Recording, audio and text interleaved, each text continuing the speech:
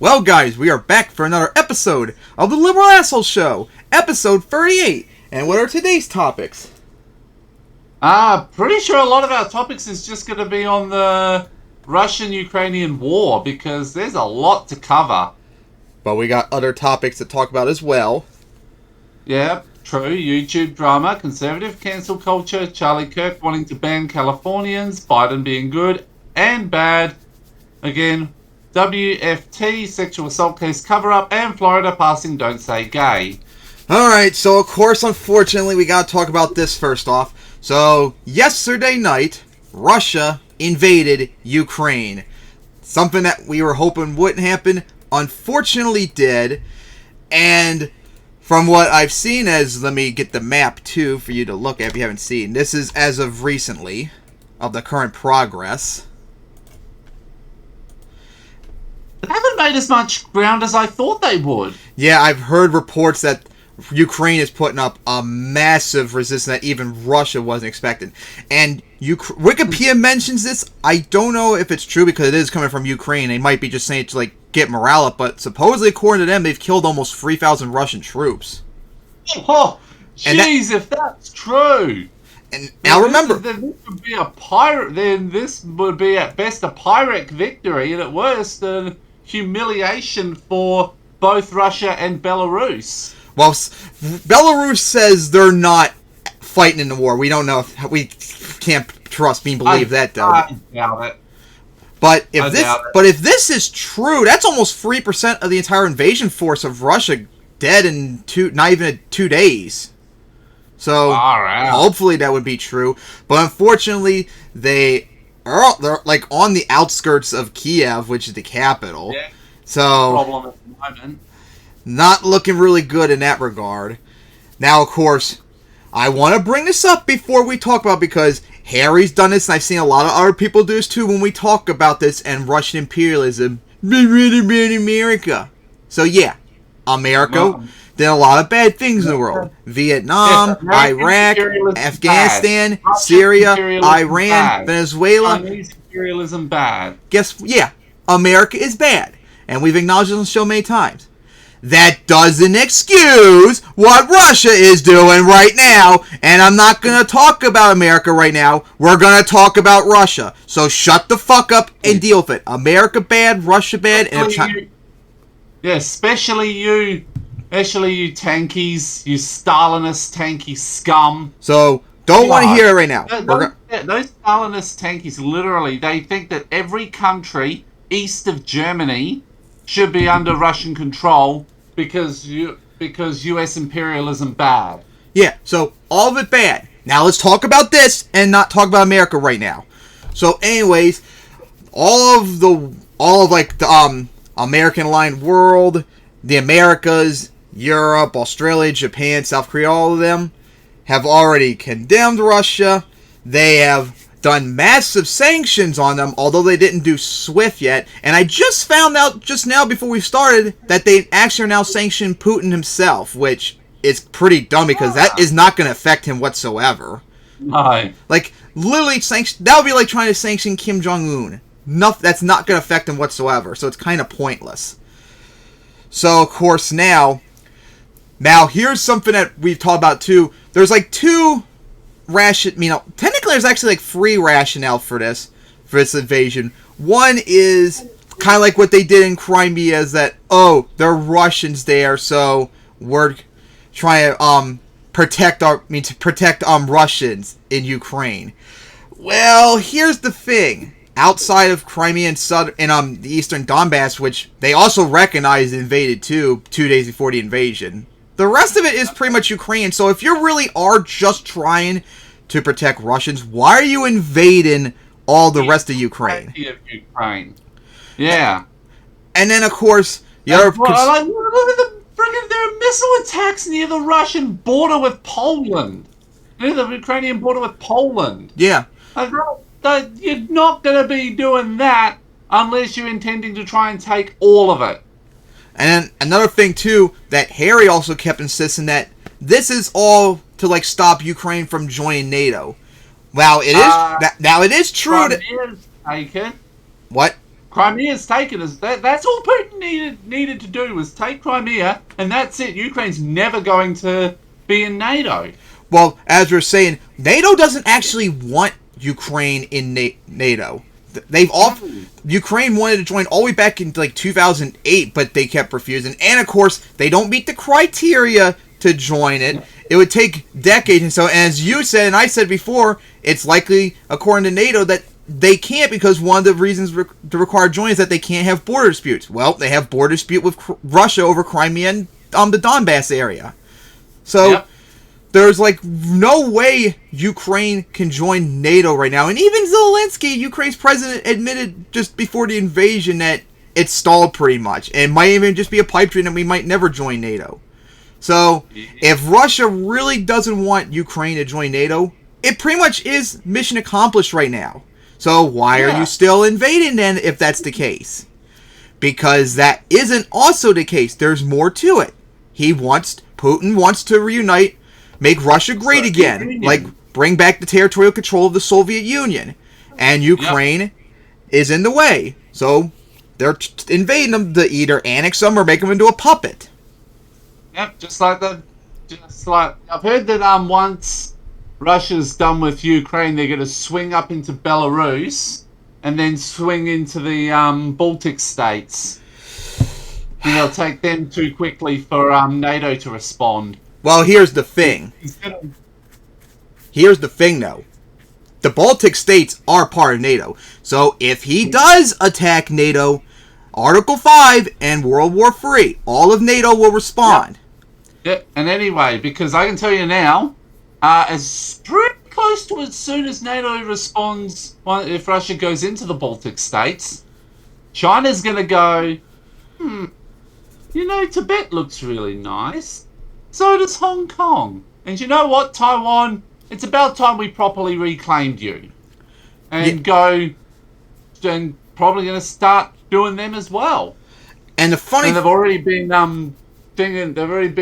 threatening Taiwan. They've been clashing with India in regards to Tibet and a couple other little areas. Yeah, that was back in 2020. And they've been cracking down and sabotaging any attempts by Hong Kong to not be absorbed. They pretty much already did that years ago, remember? Well, you know what I mean, though, especially with Taiwan. Yeah. Where they're going to, officially run them over. Yeah, so we have to make this abundantly clear. And Biden, in a speech he did, which I thought was pretty good, did say it. If they lay a finger on any of, Baltic states, or Poland, or Romania, or Hungary, and Slovakia, because they also border Ukraine if Russia actually made all the way to the end of the Ukrainian area. It'll be most likely either for Putin, it would be most likely either the Baltic states or Moldova. Well, Moldova's not part. He's got to get through Moldova to get to... Oh no, you can hit Romania from the north. Well, Moldova's not part of NATO, but Romania is. But we have to make it abundantly clear. If you do attack anyone that's NATO, then it's on. We can't... Yeah. And we have to... And also, about China, too, if you didn't notice, China has been, like trying to both sides of everyone when they're, talking about the invasion of Ukraine. On the one hand, they probably don't... China probably does. China's got enough fucking problems internally at the moment. You think they're going to be like... They use their imperialism's soft power more than hard power, using their Belt and Road Initiative to bring countries into their sphere of influence. Yeah, because... And so they probably don't want a full-scale war. But if they're dragged into it, well, they're going to fucking take the local areas they can. Because China, on the one hand, agreed with Russia in terms of, America's agitating this, and that they're right about, NATO expansion. But on the other hand, before the invasion, they also said, funny enough, that all countries must have their territory secure, basically, and that includes Ukraine, which is really funny to Russia now, and also funny enough to China if we point up to Taiwan as well. Yeah. So to be fair, Taiwan is still technically part of China. It's almost like an autonomous region. I think the term is for it, where it's still technically part of China because it's got to compete in the Olympics as Chinese Taipei, and doesn't have a seat on the UN. I think it is. Or they do, but only as part of China. They're doing that so I prefer that be resolved like peacefully, or keep the situation that it is right now, where it's basically an autonomous region. They are independent, but they're doing that to like appease China, to not piss them off, because if they do have independence, they will declare war on them, as they said. So it's like a limbo. They are independent, but they're like diplomatically pretending to not be in order to appease China. So, anyway, so what do you have to say about this invasion? I mean, the Ukraine's putting up a hell of a fight, which is good. But sadly, though, I sadly don't think they're going to win, though. No, I don't think so. We can only hope. Like I said, it's going to be. I reckon it's going to be a slog. Like, Russia's going to win it. But honestly, at this point, it's probably going to be a Pyrrhic victory for Russia. So they're not even going to be able to swing out to Belarus after they take it. And that reminds me, too, that was another thing people have said. Maybe they won't, like, take over Ukraine. Maybe they'll, like, just take all the eastern part, like, beyond the Dnieper, have, like, Ukraine be, like, split, basically. And right now, if you look at most of the territory... Maybe. But then why are they bombing targets in western Ukraine that's close to the borders with Poland and Slovakia? Yeah, that's really weird and such. Yeah, like, if you're gonna just bifurcate the country, then why are you doing that? Anyway, one of the funny lines I heard, that on one of the islands, the Russians were saying there was a Russian warship that came up on a bunch of Ukrainian soldiers. Yeah, I know what you're talking about. Oh, I'll get it for you. Yeah, there was an island just off the coast of Ukraine that Russian fleet was there asking them to surrender peacefully, and the soldiers there. Soldiers told the Russians to go fuck themselves. Yep, and sadly they were killed too for it. Yeah. So, yeah, so far the invasion is not going as well as they thought. I don't think Ukraine's going to win, though, but hopefully, regardless if they win or if they lose, they make it so painful to Russia that the Russians will not be happy about this. And also, there was polls showing afterwards. The Russian people aren't. They're protesting all over the country. Yeah, it's not. I think at best, it was like only 50% supported this invasion. So yeah, Russians all over Russia have been protesting about it, and police are cracking down on them immensely. So here's what I would say to any Russians that are protesting there, if you're watching this. Make as big of a group as possible, not like dozens or hundreds of people, in the thousands, if not tens of thousands. Because eventually, you will be... If you're in freaking Moscow or St. Petersburg, get it into the millions. Yeah, because if it's over 1 million people. They can't arrest you all. Yeah, that's what I was about to say. If you're so big, they can't arrest you all. At that point, maybe they'll be stupid enough to try and bring in the military to crack you down, but hey, that'll make them look bad too. So that's you gotta make it as big as possible. Yeah. So now, of course, sanctions. Like everyone's like sanctioned Russian banks. Now, like I said, they've sanctioned Putin himself. Now they're not doing SWIFT yet, which was one thing I was concerned about. And it seems like a lot of European countries don't want to do it because it would hurt them too. Yeah. UK, I heard, is like banning flights now from Russia, which is weird. That's a bit far. Belgium's done that as well. Oh yeah. Here's another thing. I know that Nikita Mazepin in Formula One might be getting turfed out within the next week. He's a Russian driver, Russian sponsor. The team's already removed all the decals of the sponsor, and Formula One's not running in racing in Russia. And there's talk that the Russian driver may be getting turfed as well.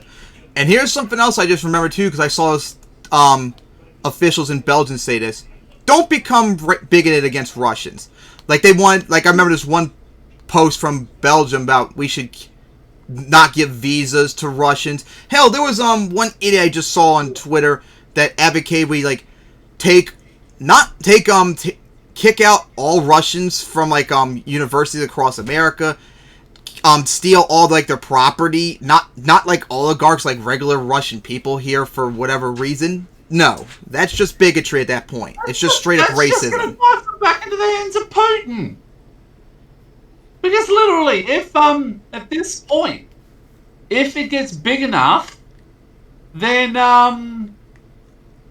they might actually, force Putin into changing something, into pulling back. So here's what, like I said, Russians that are protesting this make as big of a stink as possible and have numbers. That way they won't try to do anything to you. The West is pretty much doing everything they need to do. Just sanction the hell out of them. Diplomatically and economically isolate them so bad and make it hurt as possible. Ukraine army, please just keep fighting. And if they do somehow still win, go to guerrilla tactics. Russia remembers that experience from Afghanistan in the 80s. And we all saw what happened to America, like in Vietnam, Iraq, and Afghanistan. Even great powers can't win that. So make it as painful as possible, and make Putin hurt mentally for it. Yep. And I would say these two things too. One, since China, as we've seen so far, is being wishy-washy on it, we need to strongly pressure them to join our side as much as we can. Because we saw, they're not fully on the side of Russia in this regard. Because from what I've read too, they're trying to play all sides, like America, Russia, and the EU to help them economically. Well, right now, they're in a position where, guess what? You can't have all three sides. You're going to have to eventually choose one. And you see, Russia's not going so well right now. So join us and condemn them and crush them, since they're the only things left that might... You're the only things left that might keep them afloat for a little bit longer. And also, if what you're seeing right now with Russia doing to Ukraine, the sanctions we do on them, that will also happen to you if you try anything with Taiwan. So don't do it. And then finally, as I said earlier, if Russia actually does seriously attack NATO, then it's on World War III. Yep. Yes, we can't let them... You know that China won, that in NATO and America and Australia and them are tied up in with Russia in regards to those states, and China's gonna be like, right, it's our turn, and invade Hong Kong. Well, they are in Hong Kong. Officially take back Taiwan, and I think Nepal's the other one. Alright, so only thing left we could say is keep winning, hopefully Ukraine, and make it as painful as possible. There's nothing much else left to say. Alright, so I guess we're done with that right now. Now let's get to the topic that I originally wanted to start off with until this Ukraine-Russian war happened, and that's the YouTube drama. So for all of you who didn't know, in the last few days or so, 2 episodes of the Liberal Asshole Show have been taken down. One of them was the most recent episode, I believe it was, before the Kyle's Unpopular Takes one. It was blocked worldwide because of a copyright strike. Because in that video we watched Kyle's video on the Ukrainian crisis, and his video played a clip from DW, which is a German broadcasting network, which is one of the places I've been watching about the Ukraine crisis, and they blocked it worldwide because of that. So, well, first off, it's stupid. It is fair use because we're watching it and providing commentary over it, just like we were watching Kyle's video and commentating on it. It's fair use. Yep. It's not debatable at that point. Especially when I did everything possible. That's why we do the videos, if you watch on the show on the side, to get past the visual copyright. So I challenge that, but unless anything pops up about it, I gotta wait 30 days before it's successfully appealed. Unless they decline, then I'm screwed. So we'll have to wait and see on that. I haven't heard anything yet. Now the second one, this one pissed me off more. I think it was episode 27. That was taken down temporarily, and I got a community guideline strike for COVID medical misinformation. Oh, that's bullshit because That's bullshit because YouTube is COVID medical misinformation. So It just are. All the stuff debunking COVID misinformation is taken down, and yet they promote the COVID misinformation stuff. So, yeah, I wasn't allowed to upload stuff, stream, or even post community posts for a week. A whole week. And I tried appealing it. It failed like in 3 hours, unbelievably. But I actually talked to a representative twice before I sent the appeal in afterwards. And they did an internal appeal on it. And then like a day or two later, when I woke up, they took down my appeal. And the video's up now. So, yeah, that was finally fixed. So now, what the hell are they talking about? COVID medical misinformation. Well, I checked the episode again. It was the episode where we watched Mike from the Humanist Report's video on Dennis Prager getting COVID. If you remember that. So, now, when Prager... Funny enough, too, Prager was also involved in the hate speech community guideline strike I had 3 years ago, if you remember that. So, funny when I talk about Prager and make fun of him, it's when I get the community guideline strike. First for hate speech, and the other one is COVID medical misinformation. Yeah. So, anyways, when he did his video, he did break their COVID guidelines, where he refused to take the vaccine, he downplayed the vaccine, and he promoted ivermectin, hydroxychloroquine, or whatever all that stuff anti-vaxxers say.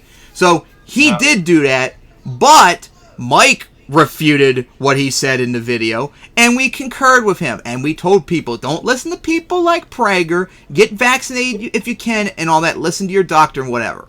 So, we weren't promoting medical misinformation. We were saying exactly what the medical information... No, remember, though, that YouTube is pro-medical misinformation. Yep, and of course and likewise, they don't understand context, which is another annoying thing. They maybe use bots. Yeah. They use bots to take everything down. Well, what's really annoying is that the appeal, when you do an appeal... They have a human has to actually watch the video, and the fact that it was repealed within rejected I think it was 3 hours after I did it. I really think no one watched it because no way they could have watched the episode that quickly. It was like an hour long, and also if you really did watch the video, you would know damn well that there was no medical misinformation being promoted. It was being debunked actually. So I just don't get it. But thankfully, like I said, it was repealed. Now the copyright one. Still have no idea about yet, but hopefully it gets resolved too. So what do you have to say about this BS? Yeah. It's typical. I mean, Dusty gets one of his streams taken down every couple of weeks for COVID medical misinformation, even though he's debunking it. And yet all the people who are promoting COVID medical misinformation are actually promoted by YouTube. We've known this for several months now. That, as I said, that YouTube is actually pro-medical misinformation in regards to COVID. Because A, it makes them more money, and B, it gives them more clicks. Which is the only thing they want. So, are you done talking about this? Yeah, I guess. Now, before we go to the next topic, I want to do a little bit of update on the Ukraine crisis, because a few things popped up. I forgot to mention, something new came up. Just now, Bulgaria is now shutting down Russian planes, too. So now Russian planes can't go to Bulgaria now. Along with the UK. And Russia also did the same thing to UK right back. And also, another thing I forgot to mention too, so I couldn't think of it. I think it was yesterday, Russia offered a peace treaty with Ukraine and required that Ukraine must be neutral and also must be demilitarized. It didn't say this, but it pretty much means demilitarized, if you get what I'm saying. Like, de-armed. Now, when it comes to the neutrality, why the fuck should they believe you that you're going to trust their neutrality? You invaded them, multiple times. Why should they trust you? And if they don't, I don't blame them. Do you? Yeah. So... Yeah. I mean, I do want Ukraine neutral if it would keep you from invading them, but you already did. So what makes us think that you're going to support their neutrality? And I'm sure, because since I don't trust that you're going to trust their neutrality, I might say we need to arm them to protect themselves from you invading them again. And you would probably say, you're violating the neutrality now, so we're going to go in again. So I don't think that's going to work out, even though it would be the best thing. And also, they said, I can't remember what it was, but they didn't say demilitarize. It said, like, remove weapons, basically, or something like that. Like, it was, like, so, like, what's the word I'm looking for? The word I'm looking for. But basically, you can, I think of maybe it can mean, like, no weapons whatsoever. Like, oh, broad, there we go. It was too broad. It was not simplistic. Like, do you mean, like, NATO weapons? Offensive weapons? Missiles and stuff like that? So, yeah.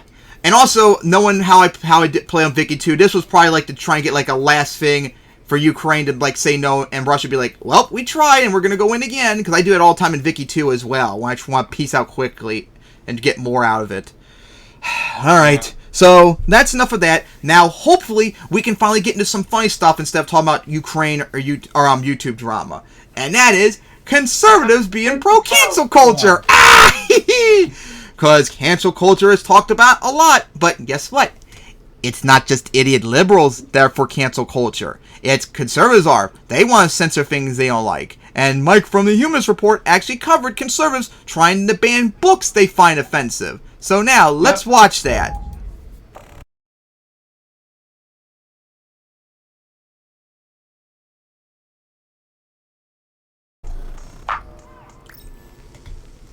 As Republicans continue to screech about how big tech platforms like Facebook are censoring conservative voices, while they simultaneously dominate these platforms on a daily basis, they themselves have taken a liking to cancel culture as of late. And saying as of late isn't necessarily correct because, let's be honest, conservatives have always been the censorious cancel culture lovers that they claim that the left is today. They've always been the ones to clutch their pearls if film or music or books are a little bit too risque or don't, line up with their political and ideological views. So this new book banning spree that they're going on as of late, it started back in 2021, around the same time that critical race theory became a phenomenon in this country. Now that issue is a manufactured issue that was pushed on the mainstream by Christopher Rufo, who is a Republican Party operative. And since that kind of took ground in the United States, they then subsequently started to try to ban lots and lots of books, and that has continued till this day. So let's go back to this NPR report from November of last year. It says, in the latest call from Republican leaders to ban certain books in schools, South Carolina Governor Henry McMaster is telling his state's Department of Education to investigate a graphic novel on queer identity being available at a school's library. He says the content in the book is sexually explicit and pornographic. The book Genderqueer, a memoir by Maya Kabab, is recommended for grades 10 and up by its publisher and tells an autobiographical story of a person who is grappling with their gender and sexual identity. In Texas, Governor Greg Abbott sent a letter to the state's school board association saying public schools shouldn't have pornographic or obscene material. He did not provide any specific examples of content, but Texas State Representative Jeff Kaysen called on the state's attorney general to investigate sexually explicit material in schools, including genderqueer. Another Texas lawmaker running for attorney general identified a list of 850 books that he says should be questioned. Many of those books are written by women, people of color, and LGBTQ authors. Several other states, including Virginia, North Carolina, Maine, and Missouri, have also targeted certain books available in schools, often telling stories of young people of color and narratives that include U.S. history of segregation and racism. Oh, now, CRT as well now. 2022, and they are ramping up this effort, especially in states like Texas. So NBC News reports records requests to nearly 100 school districts in the Houston, Dallas, San Antonio, and Austin regions, a small sampling of the state's 1,250 public school systems, revealed 75 formal requests by parents or community members to ban books from libraries during the first 4 months of this school year. In comparison, only one library book challenge was filed at those districts during the same time period a year earlier, records show. A handful of the districts reported more challenges this year than in the past 2 decades combined. So keep in mind that these are the same folks who claim that cancel culture is bad. These are the ones who scream. It's bad when it's things they don't agree with. Yeah, exactly. But they agree, but they don't agree with this, so therefore they're okay with it being censored. About a gender-neutral branding for Mr. Potato Head and Cat in the Hat getting canceled after the actual company who publishes these books themselves decided to retract a couple of books. But they were just screeching about that.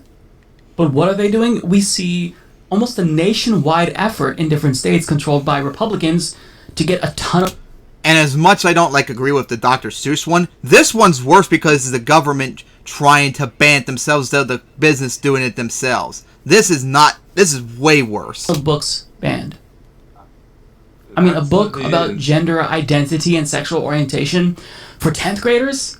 I mean, at that point in time, believe it or not, you are developing your sexual orientation. You've already developed it in many cases, and you're questioning your gender identity. So to have this book there for children who could use this as a valuable resource, I mean, it's unnecessarily cruel. They're taking away books that talk... But they hate transgenders, remember? About racism. Yeah. This is all part of their effort to combat critical race theory, i.e. history. Anything that portrays the United States in a negative light, that's bad. We've got to ban it, get rid of it. I want to censor it. Yep, So crime more, it's history, though. Censorians? Who's the real cancel culture people? And see, the thing about censorship is that eventually it always As Benny Boy said, feelings over facts, remember? ends up backfiring. And that's specifically what happened when a Tennessee school board went a little bit too far in banning a book called Mouse, which is a book about the Holocaust. As Slate reports, a Tennessee school board recently voted to pull the Pulitzer Prize-winning graphic novel Mouse and its cat and mouse retelling of the Holocaust from the school curriculum. The school board members cited violence, nudity in humanoid mouse caricatures, and profanity as the reasons. One member, Tony Allman, said, "It shows people hanging. It shows them killing kids. Why does the educational system promote this kind of stuff?" To teach about the Holocaust, you idiot! Exactly fucking right. That's why they did with mouses, to make it less graphic, while still illustrating the point that the Holocaust was really, really, really, really, really bad. Fucking idiots. This is something I would probably, if I had kids, I would want them to learn about the Holocaust. Why do they promote this sort of stuff? We're talking about the Holocaust. Do you not think that kids should learn about the Holocaust? How do you want them... Just so you know, too, I remember hearing this before in a poll, but a good chunk of, millennials our age apparently didn't even know the Holocaust even happened, which I find astonishing how you don't know this. Insane. If I'm correct, I think it was up to almost 60 to 70% of millennials didn't even know about the Holocaust. What? I don't believe that either. How could you not even know about it? But you know what? This is why we need stuff like this book, Mouse, so people can learn about the Holocaust, so we could try and prevent from happening again. Them to portray the Holocaust in a rosy manner. I don't know what they want. They just want to erase history. That's what they want to do. And, they're freaking out about nudity from mice. I hate to break it to you, but if you go to a pet store and you see a mouse, guess what? It's naked. It's not going to have any clothes. Oh no! Let's clutch our pearls, because the mice are naked. They are fucking insane. And I bet it doesn't show any genitalia or anything like that. Come on. No. Any animal you see outside with no clothes on, whatsoever, like a dog without a collar, it's naked. Come on. How much of a prude are you? They are deluded. But guess what? They always have been. And thankfully, this censorship actually backfired on them, because guess what happened after this book was pulled? It subsequently became one of the best-selling books in the country. So the backlash to their censorship actually blew up in their faces finally. And will they learn their lesson with respect to other books like gender? What's that? Capitalism in motion? Oh, I thought you guys like capitalism. Oh, but you don't like it when it goes against what you like. Oh. Where I really don't know, but it's really nice to see them kind of reap what they sow, right? You try to suppress something, you try to hide something, and then it blows up. Love it. Love to see it. So the question I have is, why are people... Oh my god, no! Oh no, Mike showed a picture of Donnie Jr. and Rave Dubin reading their books together. No!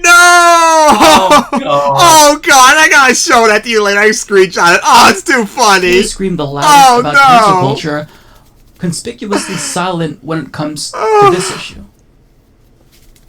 I mean, I see a lot of free speech advocates online, but they don't say anything about this. Oftentimes when we see efforts to suppress because they agree with regard to BDS, the free speech defenders never say anything about this.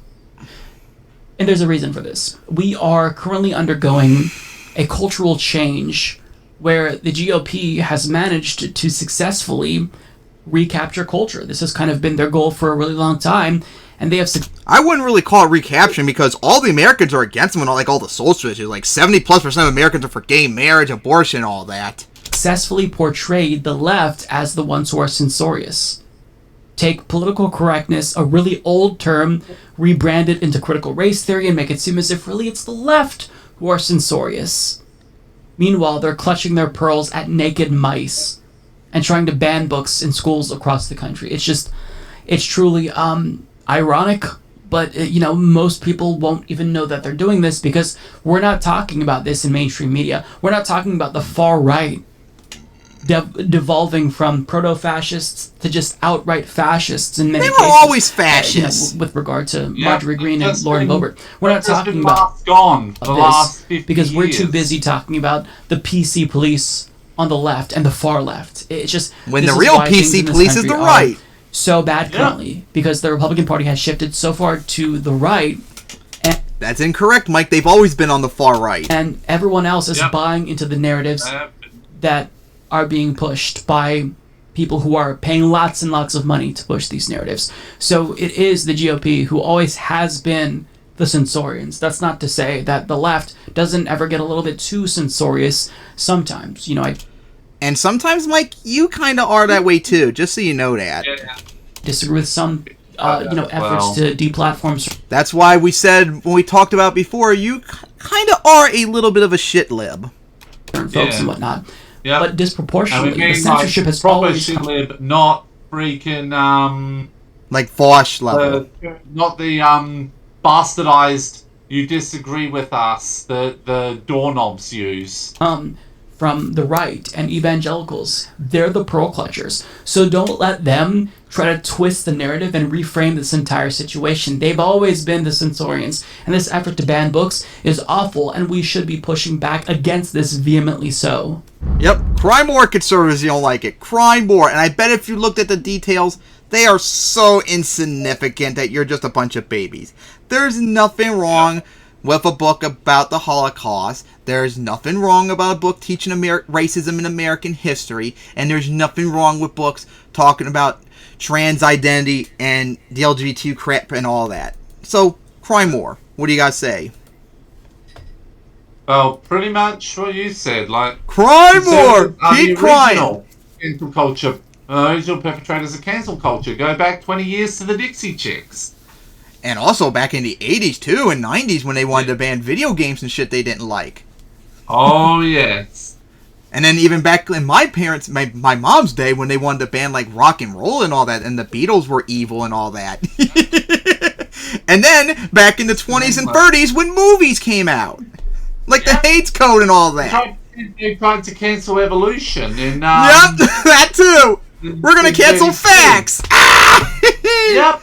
Oh my god, you guys are just a bunch of whiny idiots. Alright, so on from one idiot to another idiot. We're gonna make fun of Charlie Kirk again. Oh boy, this is gonna be fun. So anyways, Charlie Kirk is an idiot. And please don't be like him because he's an idiot. He wants to ban Californians from moving to red states. Let's watch Kyle's video and mock him for it. Oh no, I got some more Charlie Kirk for you here. I don't want to talk about it, but the topic is too much. I couldn't resist. So Charlie Kirk was on his radio show, his podcast. Oh, and I posted this earlier on the server. But I don't know if you saw it. I want to do an update on this before we get to it. There was an update recently on the Russo-Ukrainian war. Supposedly, spokesman for Ukraine's president says Kiev and Moscow are discussing details for possible talks. So maybe it will lead to some sort of peace deal or something. Yeah. Maybe, who knows? Maybe Ukraine forced them to the table because if all these reports are true, they really are beating the Russians up a lot more than they expected. So we'll see about that, hopefully. They're on their own. Yes, whatever it is. And he made an astonishing claim about what lefties should and shouldn't be allowed to do. So you destroy California, burn it to the ground metaphorically. So then you want to go to California's running better than any of the states you like, Charlie, so cry more. Montana and Arizona to continue to spread the pathogen. Ah, yes! Liberalism is a pathogen! States that saw the biggest increase in move-ins from San Francisco during the pandemic by raw numbers. And the fewer people are moving to California. I already know why, Kirk, but I'm going to wait because I want you to keep making yourself look like an idiot, and I think Kyle might talk about it, so I'll hold my tongue. During the pandemic, the rate of people migrating to California is at a record low, and out of is at a record high. The net domestic California migration by quarter, do you know how many people are leaving California every 3 months? 200,000 people are leaving California every 3 months. Okay, what's their population growth? Because I don't think California is losing population. They are the most populated state in the country, I think. Like almost 40 million people. 100,000 39.51 million as of 2019. The number is still going up. And also, Kirk, what makes you think people leaving California are all leftists? Like, you do know California, despite being a blue state, has a lot of red areas. Like, all of, like, northern and, like, the border area of Nevada, they're all right-wing.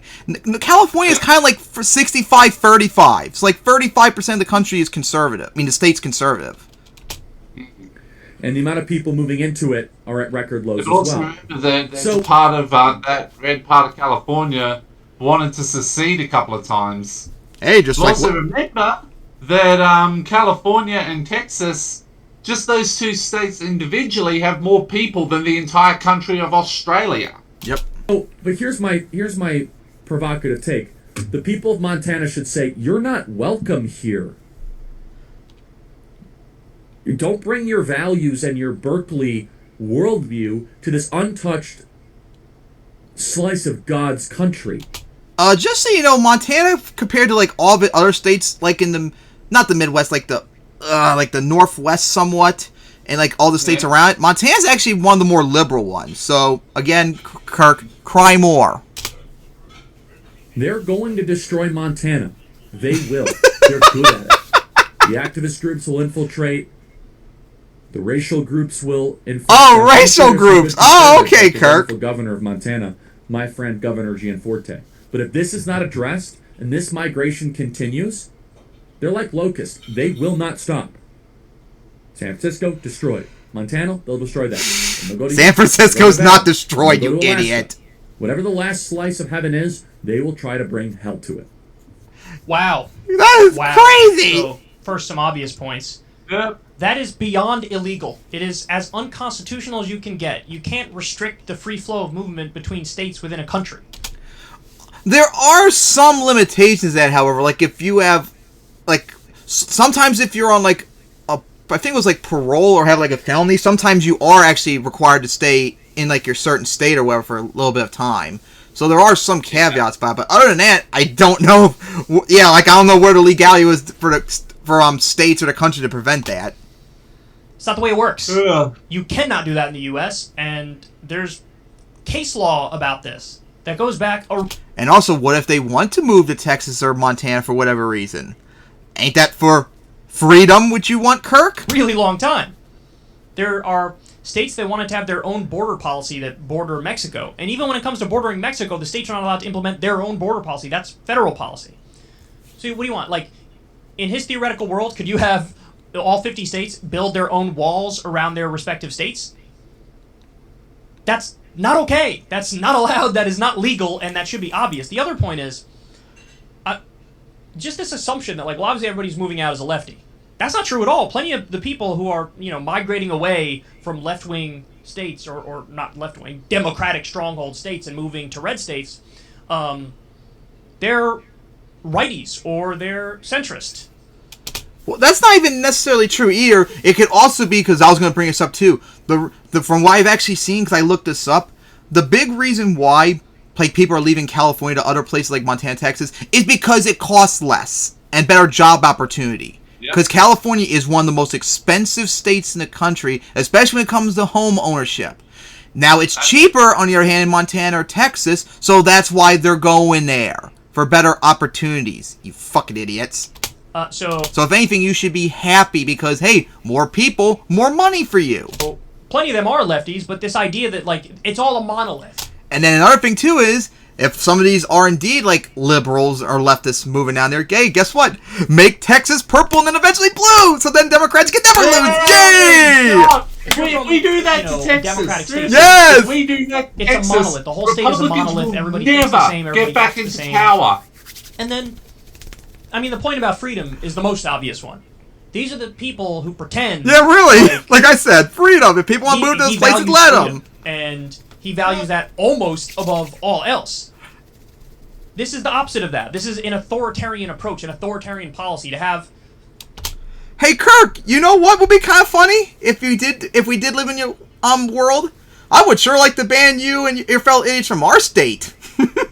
Yes, the blue states, yes. And then we can kick out all the idiots in my part of Maryland and Western Maryland too. Yay! Conservatives gone. The state government of Montana say to people who want to move there who are Americans, you're not welcome here. You're not allowed here. Now remember, all the time these people, oh, let's have a debate about, our competing values, and I'm all about free speech and open discussion and dialogue, and that's I'm the only all way about to get the right answer. ideas. Does this sound like that? Is that in that spirit and in that vein? It's Well, literally it just is. stay out. We don't like you. And so differing opinions aren't welcome here. At all.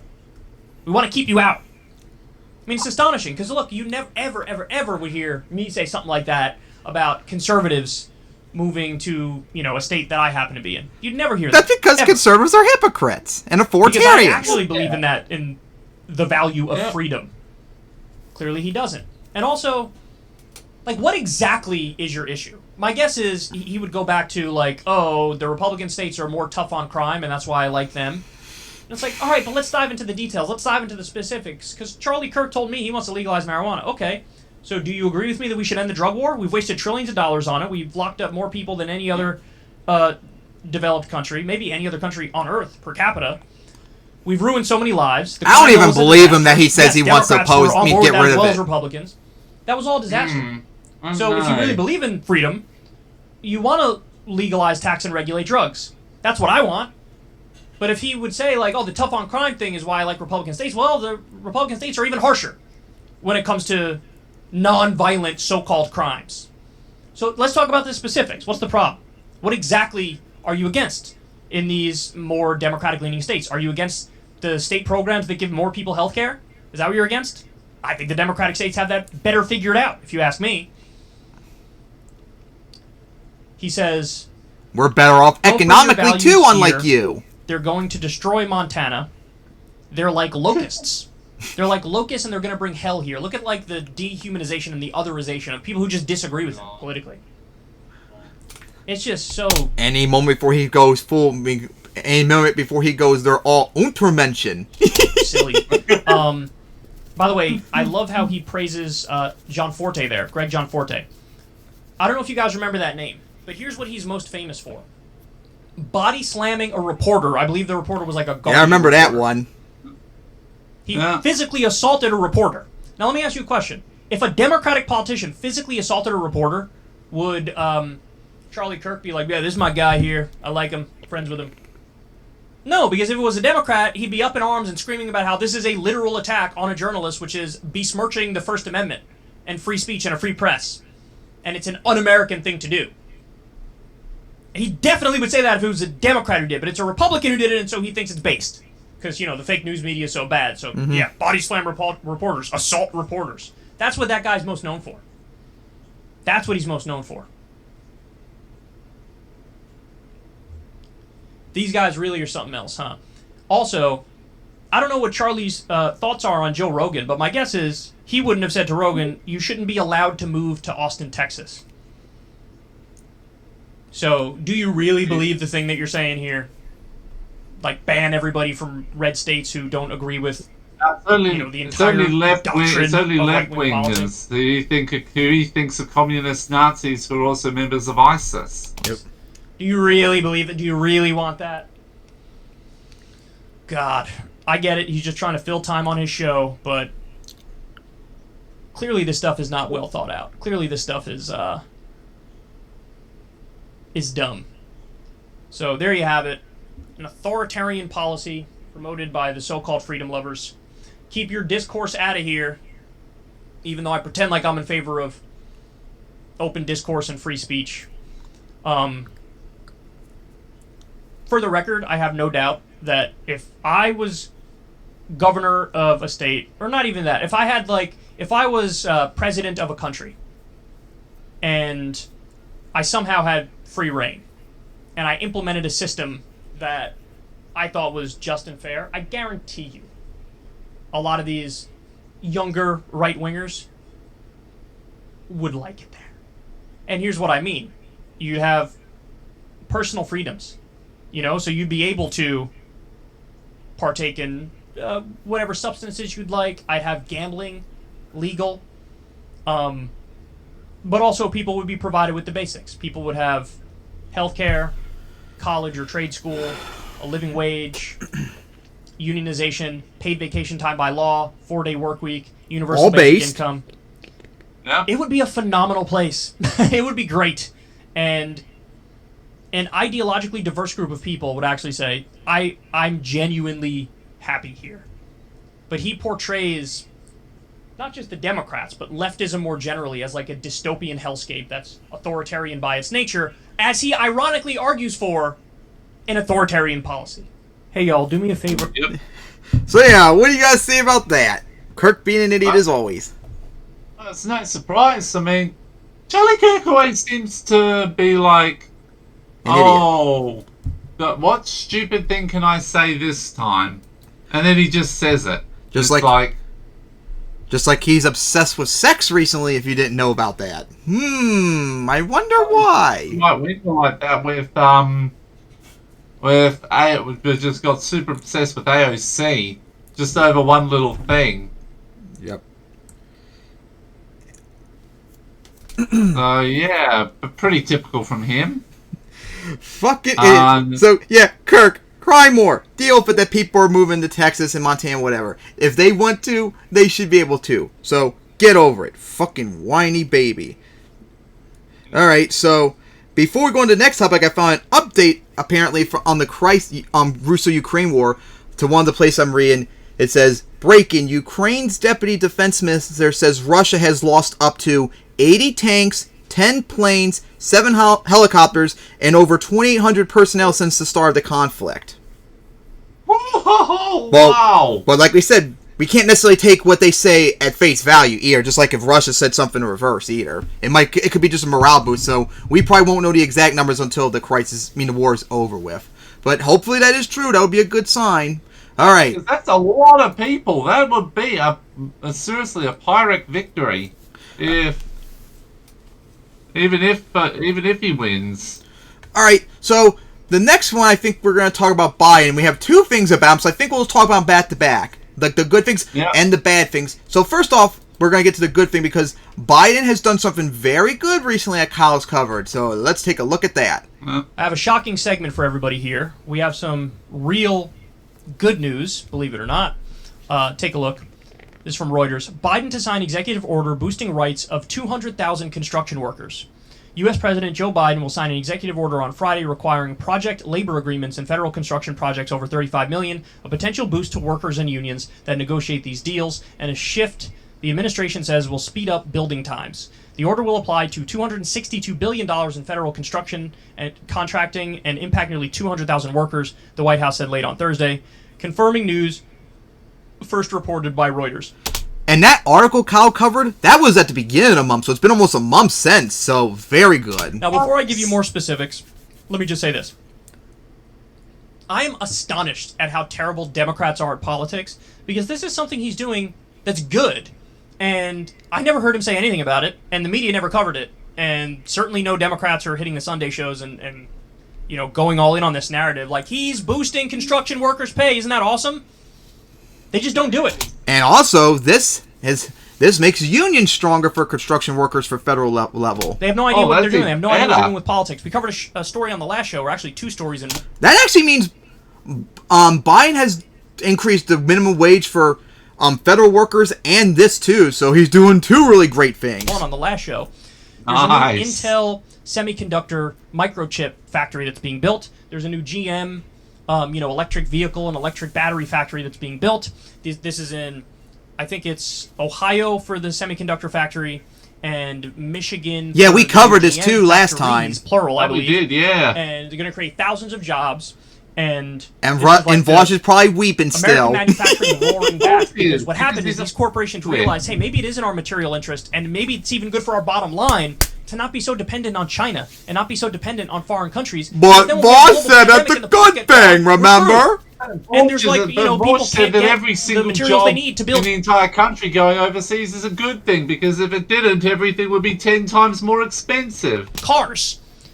And so they're realizing, well, shit, maybe if we pay workers here a decent wage as opposed to paying pennies on the dollar overseas, maybe in the long run it actually will be more profitable for us, because when we control the supply line from here, we'll be better off. We'll be better off. You won't have to worry about some global cataclysmic event ruining the supply chain and destroying the economy and ruining our bottom line.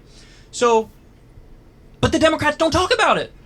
Nobody went out there and talked about it. The only one I saw was Ro Khanna. But no other Democrat talked about it. No other media outlets covered it. Biden didn't say a goddamn word about it, or if he did, it was in a one-off speech. And so if Trump did this, he would be out there bright. He would have like a 10-tweet thread where he talks about how wonderful he is, and he sucks himself off, and he's like, "Babe, we're doing a tremendous job, an amazing job, raising pay for construction workers. I am delivering on the MAGA agenda." But these guys, nothing. Crickets. Silence. Bupkis. So anyway, let me give you more information. Project labor agreements are collective bargaining agreements between building trade unions and contractors which set wages, employment conditions, and dispute resolution on specific projects. Democratic presidents in the past have typically supported applying such agreements to massive U.S. federal contracting budget, while Republican presidents have rescinded them. That's an important point. So when the Democrats get in, they're like, let's pay construction workers more. The Republicans get in, they're like, let's pay them less. Again, I'm just describing empirically what's gone on, okay? The order, which will go into effect immediately, comes on the heels of a $1 trillion infrastructure bill signed into law by Biden that invests in the country's roads, ports, and bridges. Much of that money will flow through federal agencies to states and local governments. The new executive order excludes projects funded by grants to non-federal agencies, a senior administration official said, adding that will make up for a bulk of the projects under the bill, but it will apply to billions of other federal spending on waterways, military bases, and other areas. So that's the only problem with this, and since it's the Democrats, of course, they can't just unequivocally do a good thing. There has to be caveats and nuances to it, but that part's bullshit. So in other words, I'll repeat that one more time. Much of the money will flow through federal agencies to states and local governments. The new executive order excludes projects funded by grants to non-federal agencies. So if you're contracting with a private company, this doesn't apply there, a senior administration official said, adding that will make up for a bulk of the projects under the bill, but it will apply billions of other federal spending on waterways, military bases, and other areas. So when the federal government is directly doing it, that's where you're going to have this effect. When they're directly doing it and it's a project over $35 million, so for big projects, they're doing it. Look, what this shows is Biden has the ability, he has the capacity, with the power of his office, to just snap his fingers, write his name, and make working conditions better for countless people. And he doesn't do it nearly as much as he should. So the other good executive order he signed on this front was a $15 minimum wage for all federal employees, but also even private companies that contract with the federal government need to pay a $15 minimum wage. So on that one, he was like, no, this applies to private companies too. This one, he didn't go that far. I wonder who lobbied against that. But look, he can and he should make it for the private companies too that contract with the federal government. And I'm sure there's aspects of the PRO Act, which is phenomenal pro-union legislation, that he can implement through executive order. David Dane of the American Prospect wrote a phenomenal article of, look, here's all the things Biden can do through executive order, where it's not even really debatable. You can cite the legal statutes that are already there that give him the right to do certain things. And it's on virtually every front. He can do stuff through executive order. That's now his only path to being even moderately successful as a president, is to break out that executive order pen, go all in, and dare the right to come after him and try to slap down some of this stuff. Go ahead. I dare you. I, President Joe Biden, am raising the wages for 200,000 construction workers. I dare the Republicans to take me to court over this. Be my guest. Because then I get to clonk you over the head every time I open my mouth about how you literally want to pay construction workers less because you don't care about working people. So But Democrats are too weak and stupid. I don't think they'll actually do it, and I don't think Biden will, unleash a slew of awesome This is what executive we orders. should be But absolutely fighting them really hard on. this is a start, and you got to give credit where credit is due if you're willing to be fair-minded and objective. Ever since Adpocalypse, when Alright, so, really good for Biden to do that. Anything you have to say about Even that? if it's not the best it could be. Yep. So I guess we're done talking about that. Now, we're going to talk about this too. So, we covered some time ago about good things Biden has done, like in his first year in office. Now we gotta be objective, because we try to be. We're gonna also now talk about the bad things that he has done, because there's just as many bad things as he's done good. So now, the couple things off the top of my head is, remember when he lied? Well, he and two senators that got elected in Georgia last year lied about we're gonna get $2,000 checks. And ended up being $1,400. I had to go with 2,000 overall. Ugh. Yeah, that was so bad. Pretty bad too. My mother even buys that stupid lie that, hey, it's still 2,000 overall. The way they said it, it came across to me and others that was going to be $2,000 on its own. So $2,600 total, $2,000 total, not $1,400. That was wrong of them to lie about that, and we should have gotten that $2,000. That would have helped so much more than just the $1,400. So that was bad. Also, he lied about raising the minimum wage for everyone. Yeah. He lied about doing public option for Medicare. That was wrong too. He lied about doing some sort of student loan debt forgiveness, which he has the power to do so. He has done none of that. And those were the promises that he made when he was nominated. So, yeah, he lied about that, and those are bad things, undebatable. And then, of course, there's also some foreign policy stuff. Wow, I know a lot of people are going to probably say the Afghanistan withdrawal is bad. No, that was good. It needed to happen. However, there is something that's going on in Afghanistan that he's done very bad that no one talks about, is that he's pretty much starving the country. Yep. Yeah, exactly. That is bad. Millions of people, I think it was like up to 7 million people right now are facing famine right now because of him refusing to give food aid to the Taliban government. I know they're bad and all, but come on, you can't starve them. This honestly makes them look better than you, for crying out loud. So that is really bad. He hasn't ended the genocide in Yemen that Saudi Arabia is doing. That's also very bad. He still hasn't pulled out of Syria after he has done so in Afghanistan and somewhat in Iraq, because that was an illegal war. We shouldn't be there.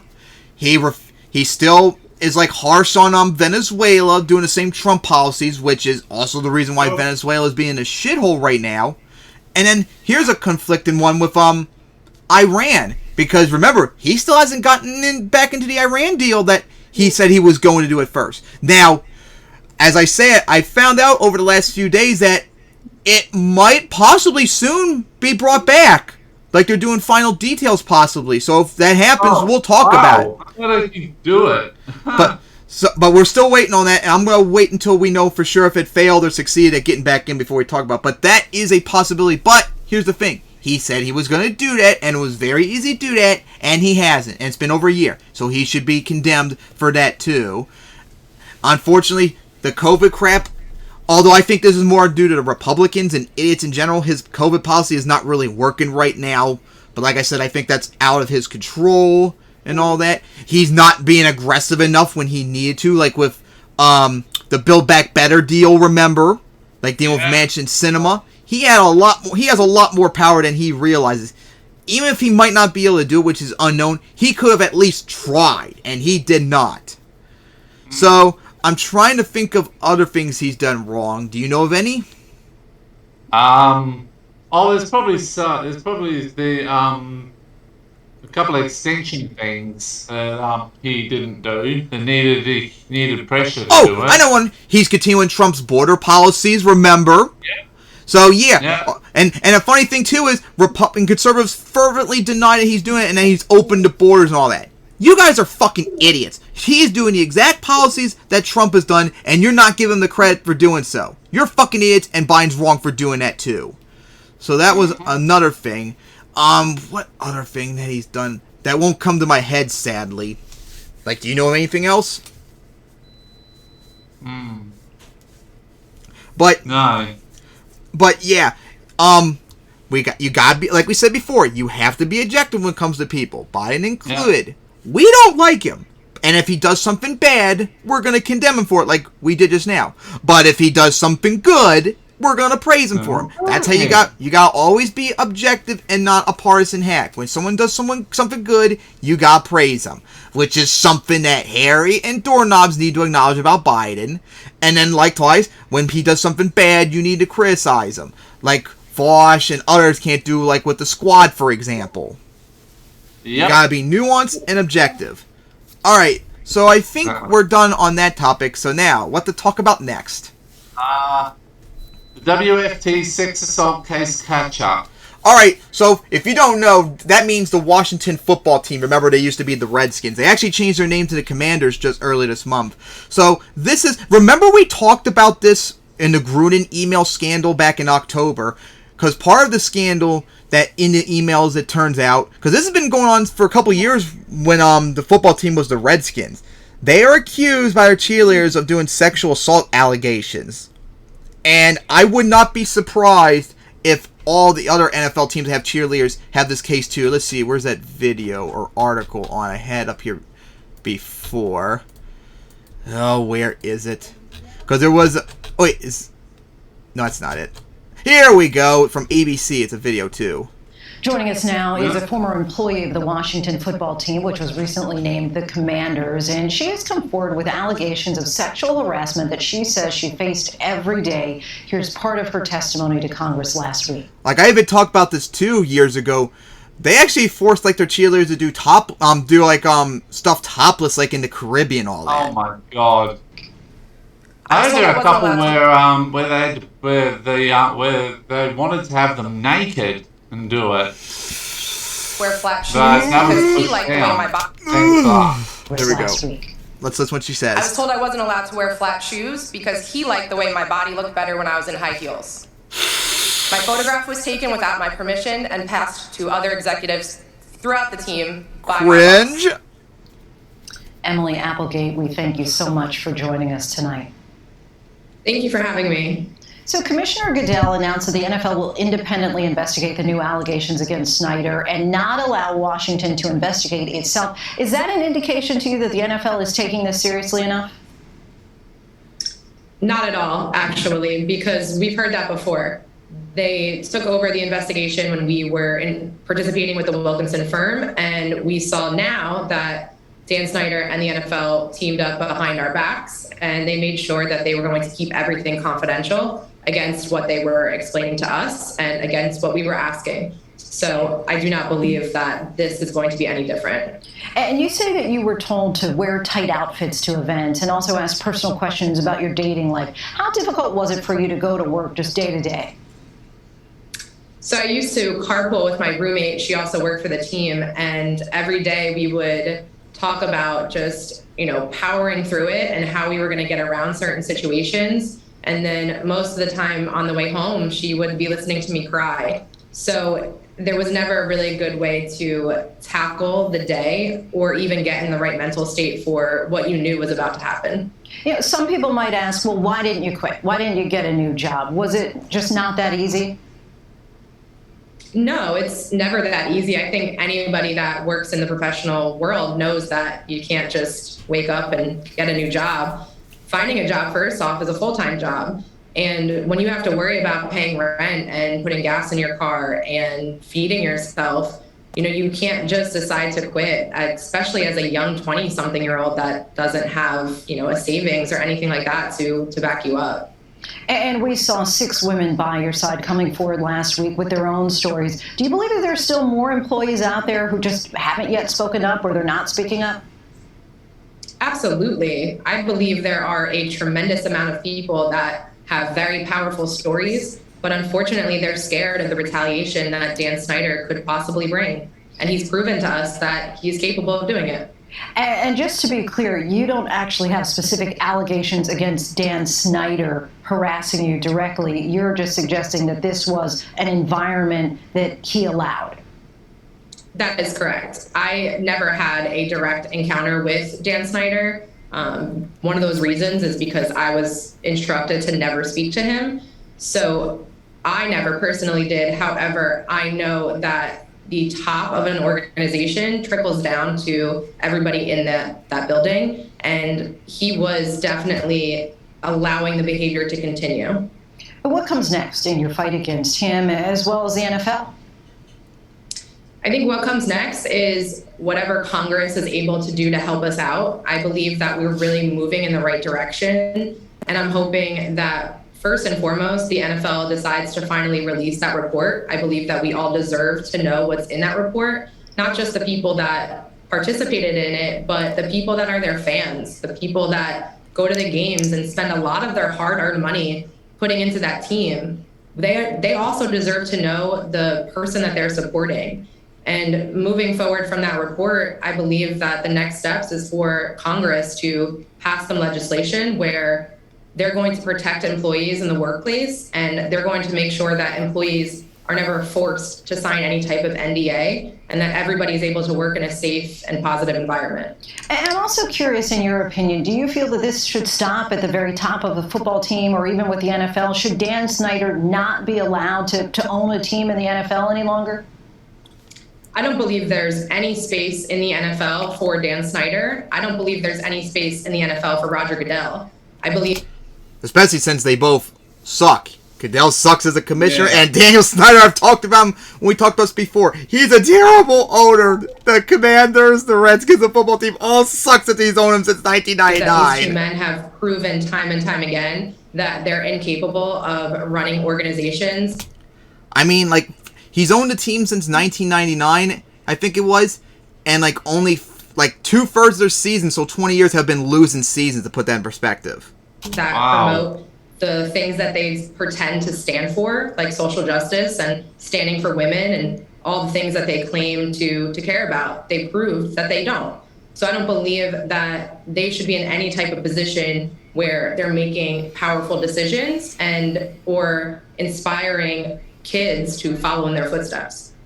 In many cases, the NFL has made promises for a welcoming culture for women, but there are not many women in executive level positions across the league. Are there improvements that you feel the NFL must make in order to improve working conditions across the board for women? Absolutely. I think it'll start with a human resources department. And I think that because working in the NFL is actually a pretty small industry, a lot of people know a lot of people. Unfortunately, things spread quickly. We always have been saying that a outside source of a human resource department should be able to come in, so it's an unbiased opinion. I would love to see that. I would love to see more women in executive roles. I would love to see diversity and ownership of teams. And I would also love to see the players on the teams get a little bit more involved as well. Emily Applegate, we thank you so much for talking with us tonight and sharing your story. Absolutely. Thank you so much for having me. So yeah, what do you have to say about that? Well, I think that, you gotta sort this out, find out what really happened, and bring the people who are involved to justice. And like I said before, I would not be surprised if this is the case for other NFL teams with cheerleaders. This is not just a Commanders thing. This is widespread. And it definitely needs to be fixed so bad. We can't have this fucking misogynistic crap going around. Alright, so good luck to them on that. So now, I guess it's on to our final topic. Aw, man, after having such a good time laughing at people, now we gotta talk about something bad again. Alright, here we go. Florida passing, don't say gay, yep. Here we go in Florida. Pain. So we talked about the Don't Say Gay bill a couple of weeks ago on my program, but I wasn't necessarily sure if Ron DeSantis would endorse it. I had a feeling that he would in the event it made it to his desk. And he's basically tacitly suggesting that it is good. He's signaling support for it. So this is from NBC News. Florida Governor Ron DeSantis voiced his support for a bill that would prohibit the discussion of sexual orientation and gender identity in the state's primary schools.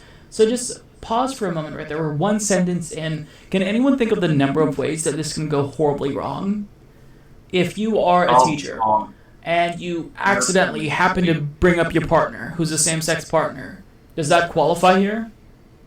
If a student, on their own accord, brings up that they have same-sex parents, and then the teacher responds to that and acknowledges it in any way, shape, or form, are they going to be, violating this law? This can go wrong in a billion different ways. That's just the more unforeseen consequences of this bill. The immediate consequence of a bill like this is that it's harmful to LGBTQ plus youth. Because if you are not able to access information or education with respect to LGBTQ plus issues, like with the books we talked about earlier that conservatives wanted to ban. the suicide rate is higher for you if you're younger. I mean, young LGBTQ plus people are incredibly vulnerable. So this will kill LGBTQ plus kids if this is passed. And that's not hyperbole. But they don't care. This will get them literally murdered. But that's what conservatives, idiots like these people want, remember? Care at all. Yep. They love murdering trans people, they love murdering black people, they love murdering gay people, they love murdering leftists, they love murdering basically anybody that is not them. He said it was entirely inappropriate for teachers to be having conversations with students about gender identity, citing instances of them telling children, don't worry, don't pick your gender yet, and also hiding classroom lessons from parents. Schools need to be teaching kids to read, to write, DeSantis said. They need to teach them science, history. Do they, though? Except you don't believe in climate change, so... Because you'll complain about that, too. If you teach them science, that's bad. If you teach them history, then you're going to say that that's critical race theory. So are you sure about that, Ron DeSantis? Is there anything that's acceptable for you? We need more civics and understanding of the U.S. Constitution, what makes our country unique. All those basic stuff. Yeah, maybe we should be teaching fucking grammar too, Ron. The larger issue with all of this is parents must have a seat at the table when it comes to what's going on in their schools, he added. Although DeSantis stopped short of commitment to sign the bill into law, it was the first time the Republican governor signaled his support for the measure since it was proposed by the state's House of Representatives last month. Echoing DeSantis, proponents of the Parental Rights and Education Bill, dubbed by critics as the Don't Say Gay Bill, argued that discussions about LGBTQ issues are not age-appropriate for students. They are. So I just... It's literally no different than like heterosexual couples and stuff like that. It's no different. Where's the expectations of these people? Do they think that your kid's gonna get to third grade? They get in the way. Yep. And they're gonna teach them how to be gay? Is that literally what they think is happening here? I wouldn't be surprised if that is the case, that these idiots still think that that's a choice. Oh my god. Do they believe that if we just hide the existence of trans identities and gay people away from children, that they just won't be gay or trans? Because it doesn't work that way. But I think that they think it works that way. I think that they still are, under the ignorant assumption that you can choose to be gay or trans when that's not something that you choose. And if you could choose it, who would want to choose to be a marginalized minority in the United States of America, especially in a red state like Florida, where they fucking hate you? Who would choose that? So, this is extremely stupid. It's policy that is deadly. But the reason why the GOP continues to use LGBTQ plus kids as political footballs is because they don't have anything else to offer, right? They can't deliver when it comes to, the economy for working class people. So they say, well, look, people in America still hate gays and trans people. So, let's just fucking fuck over the kids under the guise of protecting children, LOL. And then that will be, us giving red meat to the base. It's truly sickening. It's gross.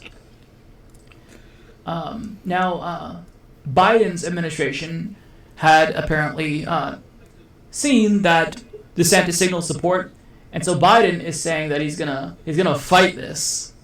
How are you gonna fight this, Biden? What are you gonna do?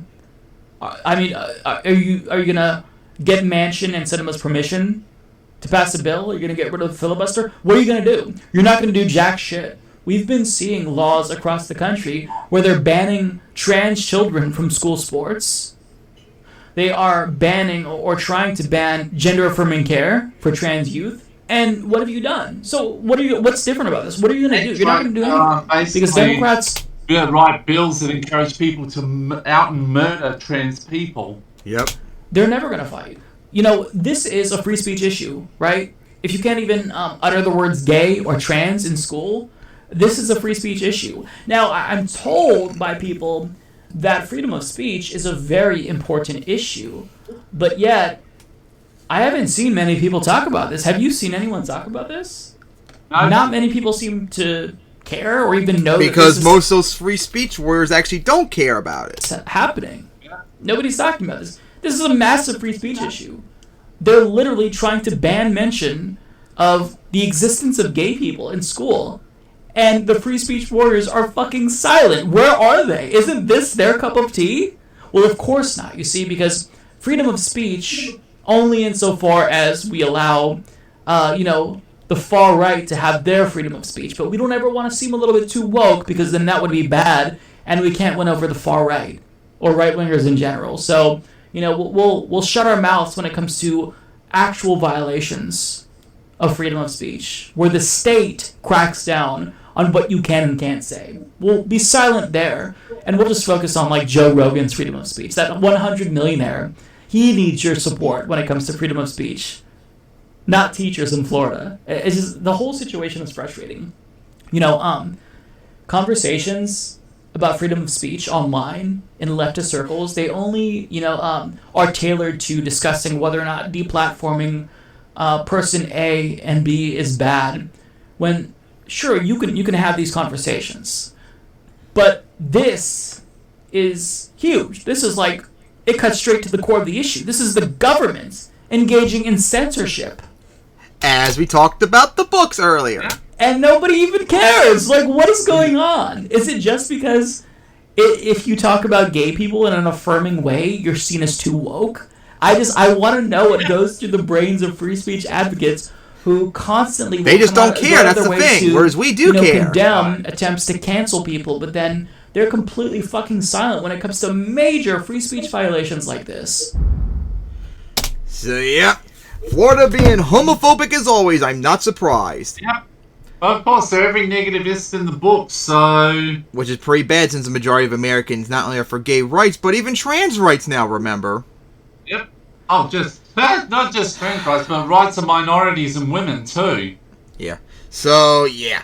That is so bad of Florida and other states, too. They're trying desperately. They keep changing topics. First it was the bathroom crap. And then it was this. Then it was that. Then it's this now.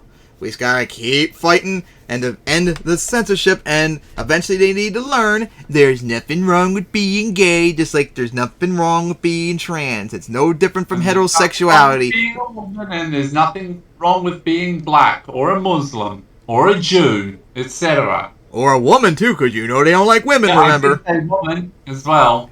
Alright, so anything else you want to say on this? I don't think there really is much we can say.